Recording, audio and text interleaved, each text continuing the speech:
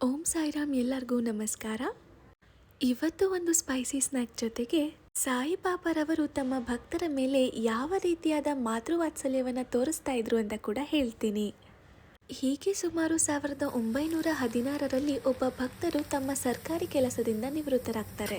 ಹೀಗಾಗಿ ಅವರಿಗೆ ಬರುತ್ತಿದ್ದ ವಿರಾಮ ವೇತನದಿಂದ ಸಂಸಾರ ನಿರ್ವಹಣೆ ಕಷ್ಟ ಆಗಿರುತ್ತೆ.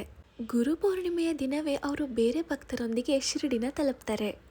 ಅಲ್ಲಿದ್ದ ಅಣ್ಣಾ ಸಾಹೇಬ ಅನ್ನೋರಿಗೆ ಇವರ ಮೇಲೆ ದಯೆ ಉಂಟಾಗಿ ತಾವಾಗಿಯೇ ಹೋಗ್ಬಿಟ್ಟು ಬಾಬಾರವರಲ್ಲಿ ಈ ರೀತಿ ಕೇಳ್ತಾರೆ. ಬಾಬಾ, ಇವರ ಮೇಲೆ ದಯೆ ಮಾಡಿ ಬೇರೊಂದು ಉದ್ಯೋಗವನ್ನು ಕೊಡಿಸಿ ಇವನ ಚಿಂತೆಯನ್ನು ಬಿಡಿಸಿ ಸಂತೋಷಗೊಳಿಸಿರಿ ಅಂತ ಕೇಳ್ಕೊಂತಾರೆ. ಅದಕ್ಕೆ ಬಾಬಾರವರು, ಇವನಿಗೆ ಬೇರೊಂದು ಕೆಲಸ ಸಿಗುತ್ತದೆ, ಇವನು ನನ್ನ ಸೇವೆ ಮಾಡುತ್ತಾ ಸಂತೋಷದಿಂದ ಇರಲಿ, ಅವನ ಮನೆಯಲ್ಲಿ ಊಟಕ್ಕೆ ಬಟ್ಟೆಗೆ ಯಾವುದೇ ಕೊರತೆ ಕೂಡ ಇರೋದಿಲ್ಲ, ಎಲ್ಲರಲ್ಲಿಯೂ ಸೌಜನ್ಯ ಹಾಗೂ ಸವಿನಯದಿಂದ ವರ್ತಿಸ್ಲಿ, ಇದನ್ನು ಮಾಡಿದ್ದಾದ್ರೆ ಅವನಿಗೆ ಶಾಶ್ವತ ಸುಖ ಸಂತೋಷಗಳು ದೊರಕುತ್ತೆ ಅಂತ ಉತ್ತರ ಕೊಡ್ತಾರೆ. ಎಷ್ಟು ಅದ್ಭುತವಾಗಿತ್ತಲ್ವಾ ಈ ಕತೆ. ಧನ್ಯವಾದಗಳು.